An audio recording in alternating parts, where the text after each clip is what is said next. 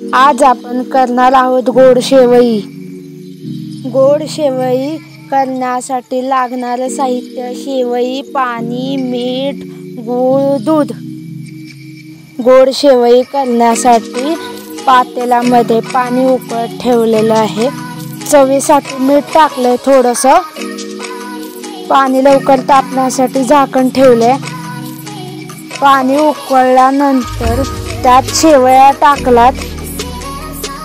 थोडं मिक्स करून घेतलात पाण्यामध्ये शेवई। आता शेवई आपण 15 ते 20 मिनिटं मंद आचेवर शिजवून घेतलेली आहे। शेवई शिजत असताना आपण बारीक केलेला गूळ त्यामध्ये टाकून मिक्स करून घेणार आहोत।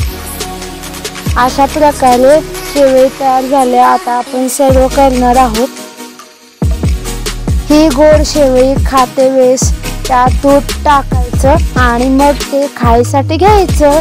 अशा प्रकारे तयार झाली आपली गोड शेवई।